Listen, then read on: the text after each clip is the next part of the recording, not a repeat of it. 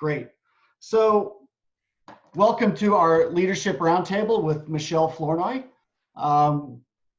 Leadership Roundtable, I just call it 30-minute Thursday. So 30 minutes, very practical advice for leaders.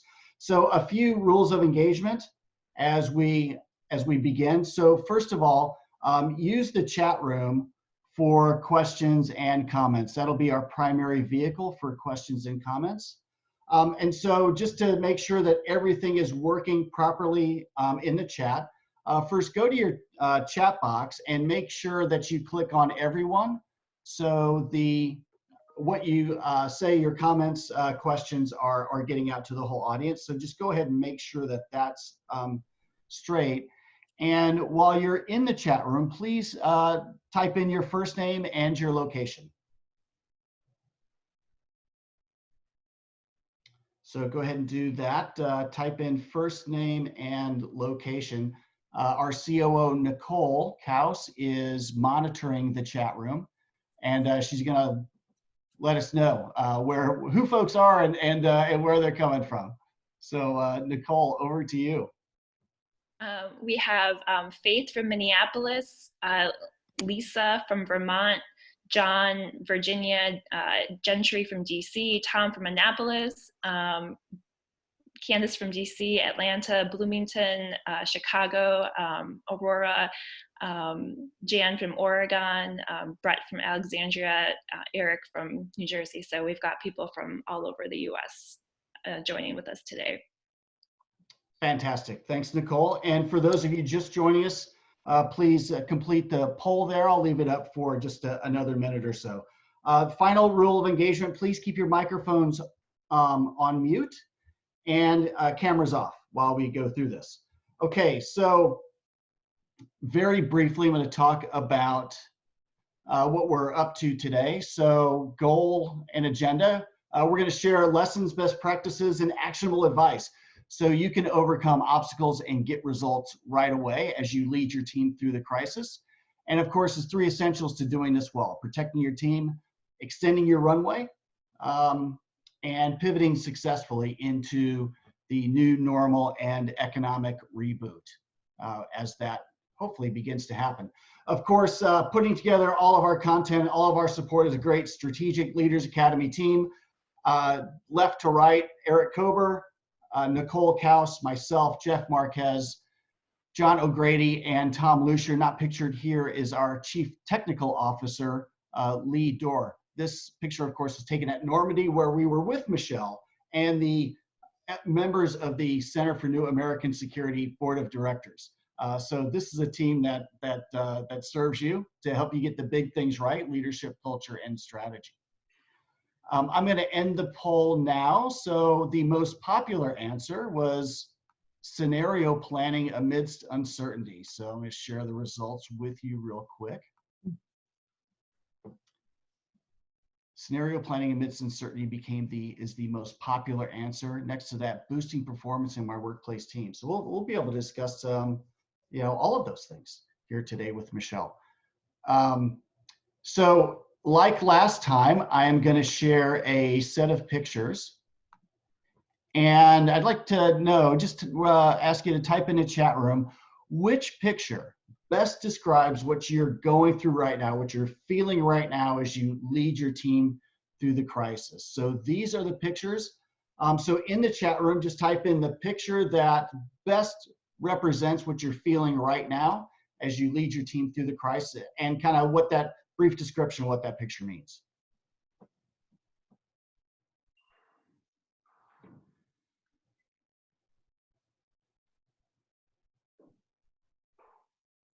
What picture best describes what you're feeling right now as you lead your team through the crisis?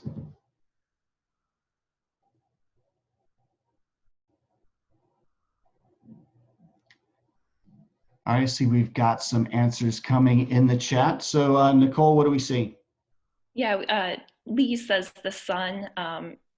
John says the sore thumb. It's painful. Lisa, the gears, getting all the parts to work together. A couple other people are saying the gears. Octopus, Gentry says the octopus do 900 things with all my 8 arms at once. The alarm clock, time is always a factor in making sure we hit goals, even with this uncertain time. The candle, it says Candace, trying to be a light. Eric, the globe, a world of options. Faith, the tightrope, as we are seeing so much uncertainty. And Kristen, the school of fish, we're all swimming upstream, but we are swimming together. Awesome, that's great. You know, it's fascinating. We put these are very similar pictures up each time, and what's interesting, and we do a leadership roundtable or a bigger webinar every week. And what's interesting is a couple of weeks ago when we first started, the representations, the responses were all, or the interpretations of the picture were all sort of very, very gloomy. And now we're seeing a shift where they're more towards like the uncertainty and, you know, I'm rowing hard, I'm working, I'm trying to get the gears to fit together. So it's a different, I guess, attitude or mentality or sentiment, set of feelings that people are experiencing.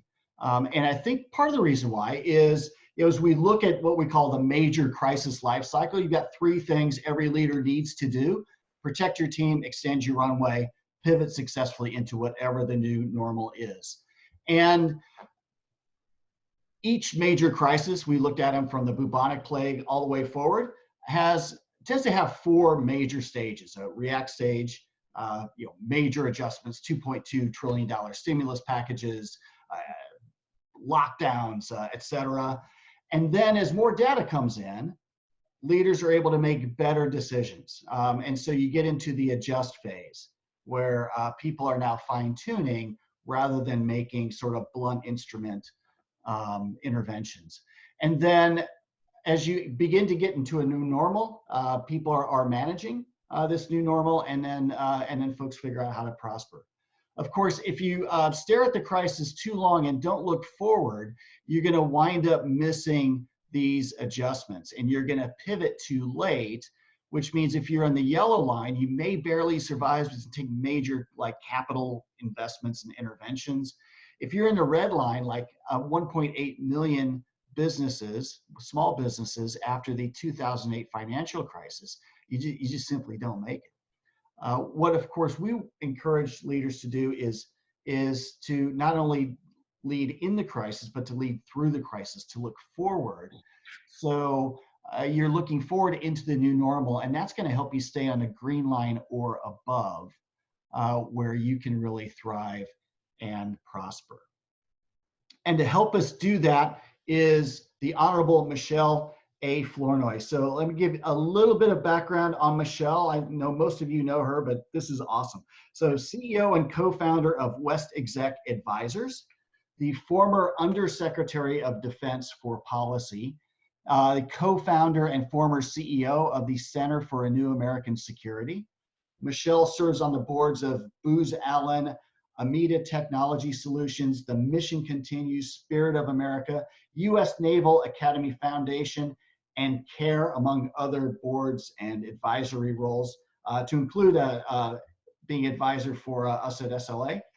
She earned her master's or bachelor's degree at Harvard and master's at Oxford. So Michele, welcome to the program.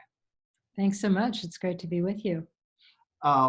So what amongst all of that, or what is not included in that extraordinary bio that you would like people to know about? That I have a beautiful family with 3 kids. The oldest 2 who are making their kind of professional choices have both chosen different paths of service. So that makes me very proud. And we'll see what number 3 does. So one is going to serve in the military, and my daughter is studying to be a doctor. So very, very proud of them. Well, and that you've got a rich history, spirit of service. Your father was a pilot, bomber pilot during the Second World War. Of course, your extraordinary history of service, some of which I've listed, but there's a background there. You've got your husband Scott was the number 2 at the Veterans Affairs, and also has a long history of service, and your children are following in your footsteps. Well, I'm just excited that they've sort of found that path for themselves, and hopefully we did a little inspiring and guiding along the way. But they're each finding their own paths, and it's exciting to see. So. Love that. So, Michele, you've led organizations through long-term crises, through long periods of intense stress. So, I mean, as the undersecretary involved in major wars, the Arab Spring, the Bin Laden raid, now you're at the helm of West Exec, leading your team through this crisis. So, what are some of the best practices that you found? Well, the first thing I'd build on your point about protecting the team. I think I like to say we got to start by watering the root. And the root for all of us is some self-care. You know, what is going to keep us healthy? What is going to keep us having perspective, being able to get out of bed in the morning in a crisis like this, being able to keep our equanimity. And I think so. It's a question a leader needs to ask of themselves. And it could be, you know, I need a daily workout, or I need a meditation time, or I need whatever it is that feeds that sense of equanimity for you, but also making sure you're creating an environment where your team feels like they have the ability to do that self-care as well. I think the second thing is to not try to do it all alone. Don't go it alone. Make sure that you, in times of greater or sustained stress, you are really, really empowering your team and trying to work to share the burden with them, but also share the opportunity and the responsibility.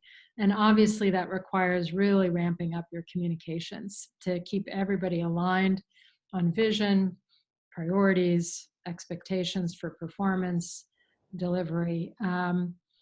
And then, you know, the fun part of this is, and we've been experiencing this even in this working at home period, is just, you know, remember even in under stress to recognize and reward, hold up the big accomplishments, the little wins, you know, the times when the team really delivers, when an individual goes above and beyond.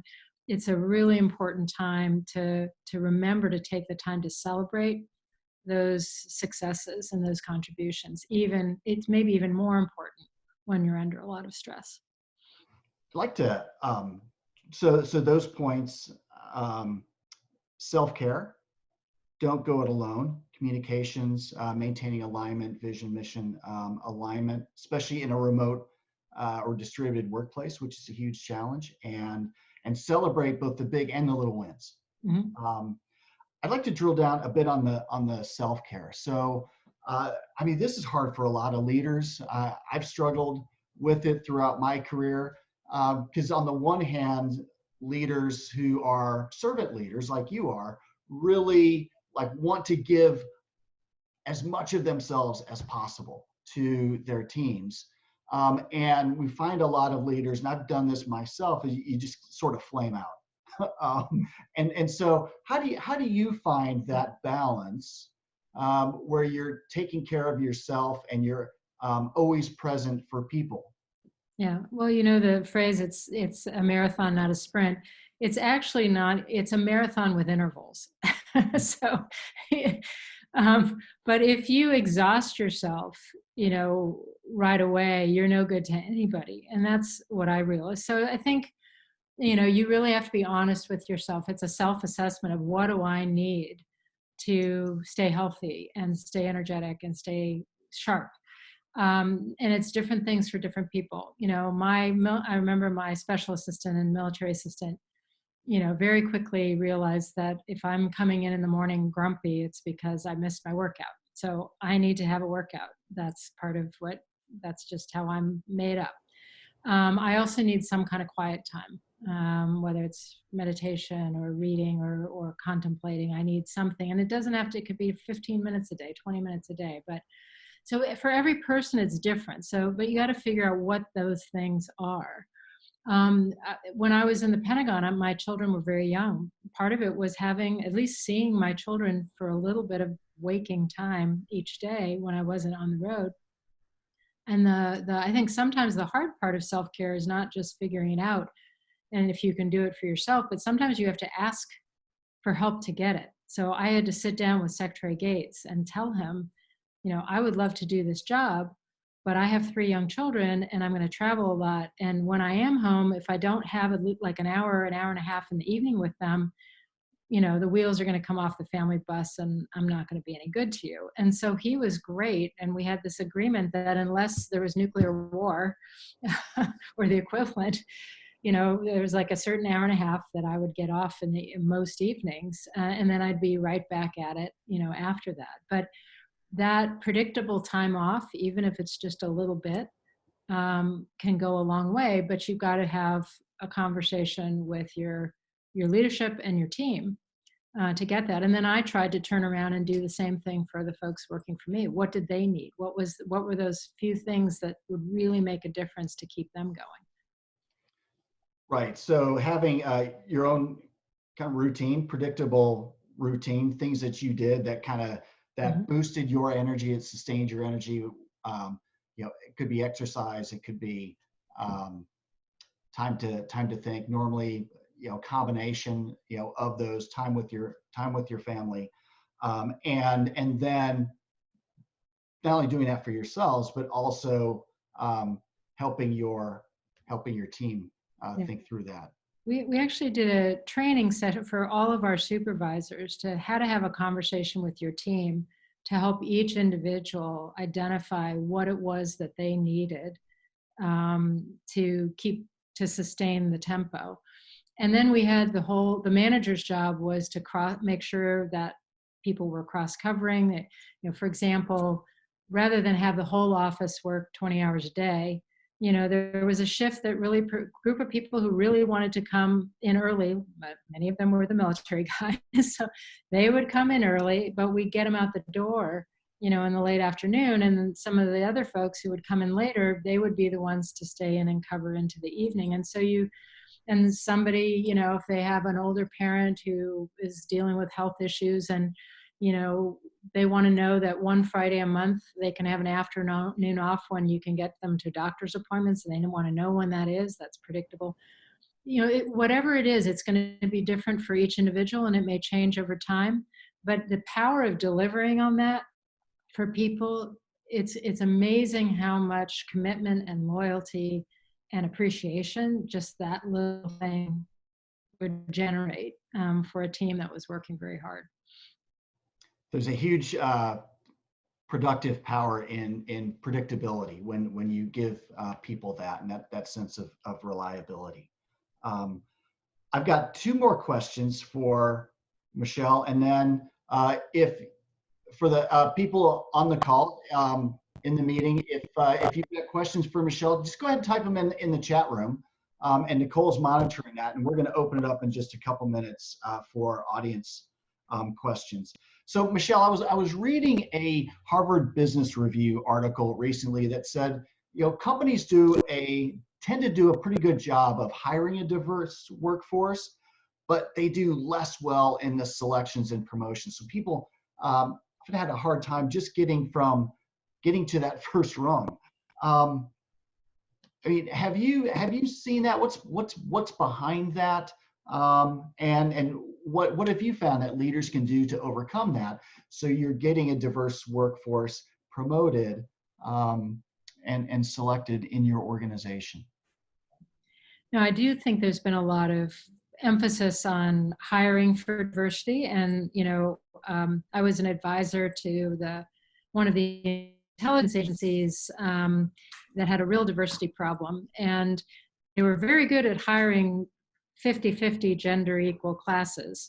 But 10, 15 years into the career path, when they came to look at the promotion boards, less than a quarter of the candidates were women. And so the question was, what is happening?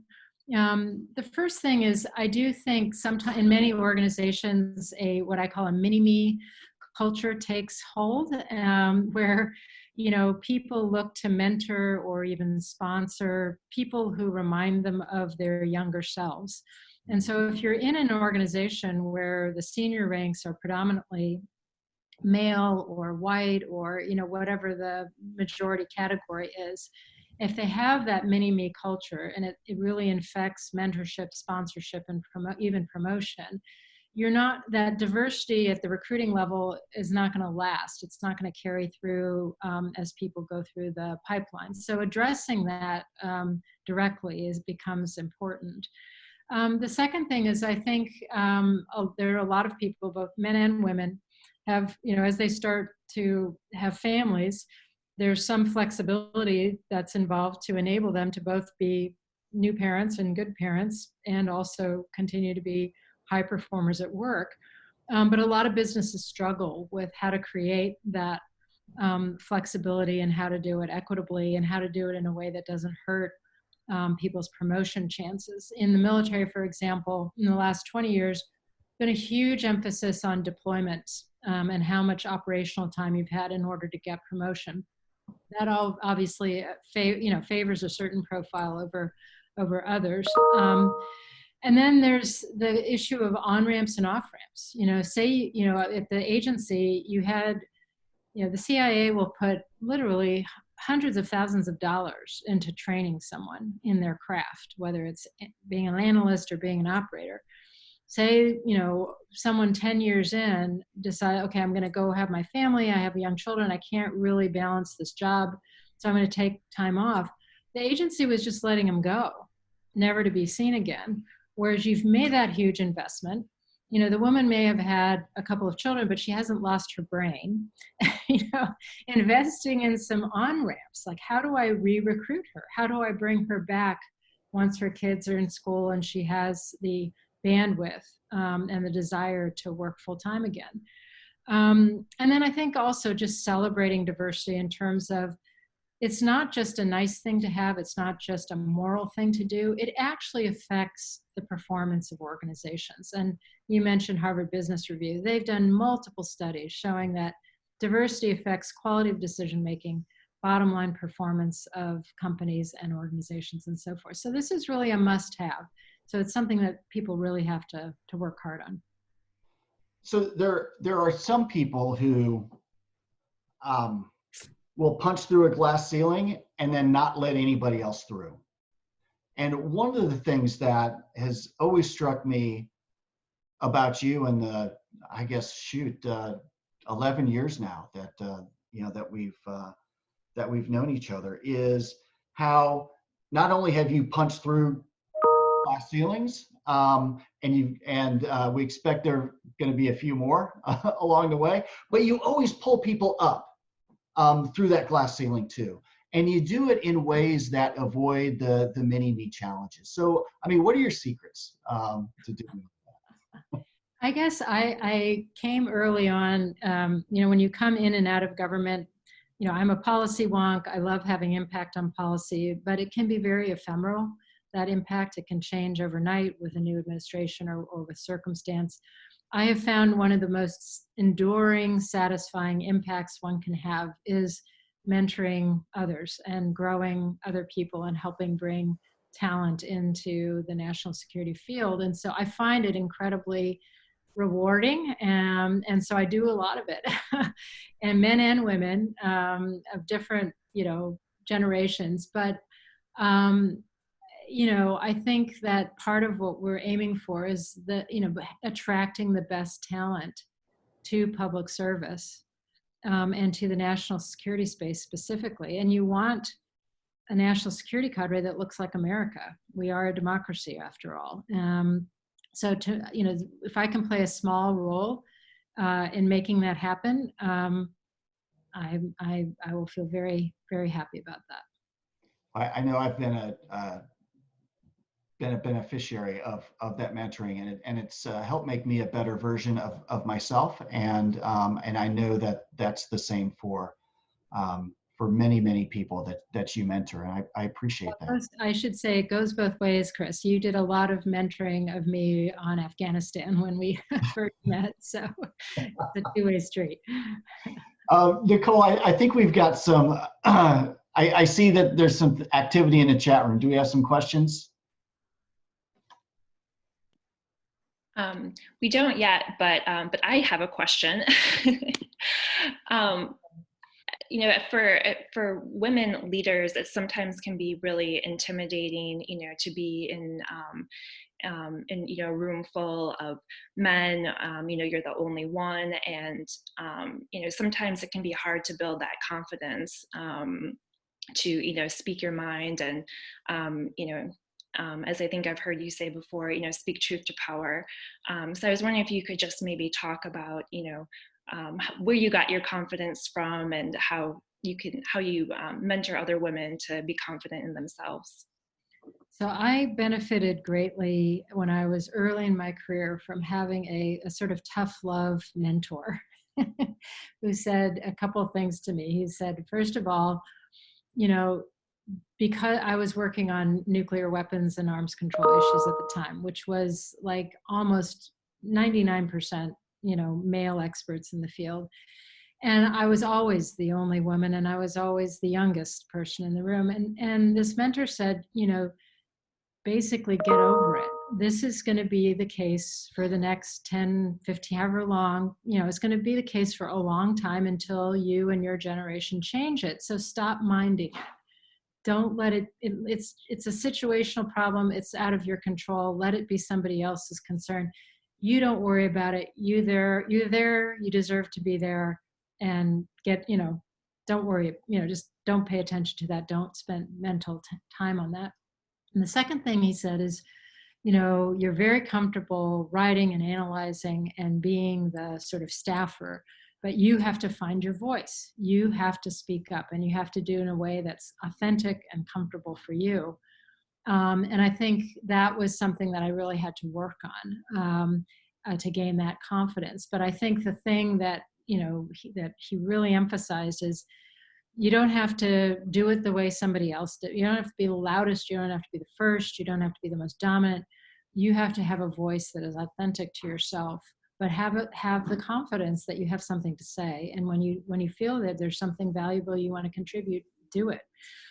So I think over time, you know, and you know, first it was in an academic seminar, you know, later it was like in the situation room with the president, you know, so you go through these hurdles many, many times in life to sort of find your confidence to speak and to contribute, really. Yeah, thank you. And then we have another question from Candace Frost. How can we emphasize to leaders that their lack of women in positions of decision-making discourages women to stay in the field? I think that's, it's a really important, I think it's very, very true. And it's a really important point. And I think, you know, helping people understand that how the importance of role models and the importance of seeing the possibility. I mean, the number of little girls who decided they could be Secretary of State and wanted to be Secretary of State once Madeleine Albright was in the job is incredible. So it is, that power of example is very, very important. And I think we have to convince people of that, but also of why it matters. And again, I go back to not only the, you know, moral argument, which is important, of fairness and equity, but also the performance. That this is an area where, you know, national security, without that diversity of perspectives, without accessing the full talent pool of the nation, you include women, you double the talent pool right there that you're drawing from. You know, we can't afford not to draw on the full diversity of talent, whether it's gender or other measures, you know, ethnic background, experience, etc. We need that to succeed as a country. Oh, terrific. Thank you very much, Michele. This has been an extraordinarily rich conversation with a lot of takeaways for everybody in the audience. And so I'm going to share my screen again. And we're going to go back to my favorite pictures. So based on this conversation with Michele, what picture best describes your top takeaway from this conversation? So which picture best describes your top takeaway? Go ahead and let us know in the chat room what picture best describes your top takeaway and what that takeaway was and what it means to you.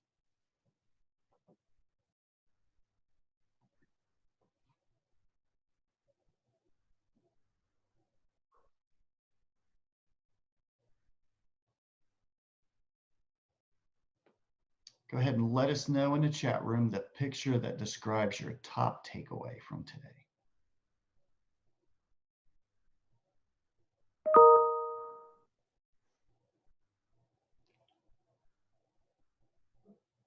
Okay, Nicole, I think we've got some things coming in the chat room. Yeah, Candace says the puzzle piece, each one matters to complete the whole. John, the window to the future. Gentry, the balanced rocks. Personally, I need to put some effort into serious self-care. I think we all do. Kit, the candle. I finally feel like a light has been ignited. John, the light bulb. Eric, the paint palette. Diversity and inclusion critical to the most beautiful picture. And Kim, overlapping circles, complementary viewpoints, and collaboration. So we've got lots of takeaways today, Chris. Thanks, Nicole, and Michelle. That's pretty extraordinary feedback. So this is leading through the crisis is a bit like building your parachute on the way down. So protecting our team, extending your runway, pivoting successfully, and ultimately, you want to be able to hit the ground running into the new normal and prosper. You and your team to prosper. To help you do that, we of course do these 30-minute Thursday conversations, leadership roundtables with great leaders, and we also have put a crisis life cycle page on our website that contains these kind of discussions, our webinars, our articles, and other things to help leaders lead through the crisis. So of course, all of that's available to you on our website, strategicleadersacademy.com. Now, for people who want some more support, oftentimes it's good to have a tandem. It's good to have people that are helping you think through all of this. And so we're putting together also an executive mentorship program for CEOs, founders, executive directors, and senior leaders that focus on helping you get results as you lead your team through the crisis. So we've discussed protecting your team, extending your runway, and pivoting successfully. We've got a great webinar coming up on scenario planning.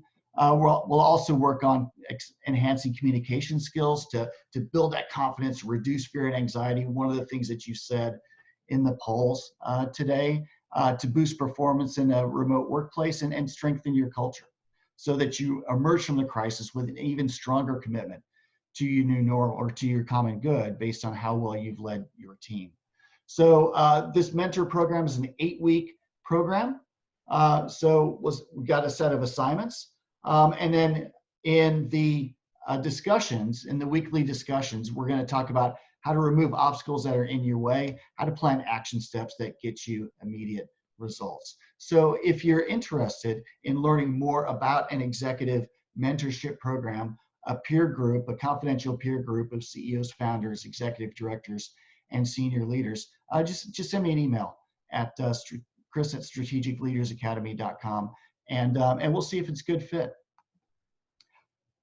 And the bottom line is all of us at Strategic Leaders Academy, we've got your back. And this mentor program is another way to do that. So we'd love to be your tandem as for the right folks as you build the parachute on the way down and land successfully in a great spot. Michelle, I can't thank you enough for your time and your wisdom and your insight today. So it was a terrific discussion. Thank you very much. Thank you. I'm just looking at that tandem ride and saying, that's where I want to be. Thanks so much, Chris. And thanks to everybody for joining, and really enjoyed the conversation. Good luck and stay healthy and safe, everybody. Thanks, Michelle. So May 21st is our next leadership roundtable. We're going to have the Honorable Doug Wilson with this former Assistant Secretary for Department of Defense for Public Affairs. And we're going to speak with Doug about more about diversity and how to bring out the best in every member of your team. So to echo Michele's sentiments, please be safe, please be healthy. I'm going to stay on for a few minutes if anybody's got questions or comments or anything, just wants to kind of talk. But otherwise, I wish you a wonderful Thursday, a happy and healthy weekend to you and your family. Thank you. Thanks.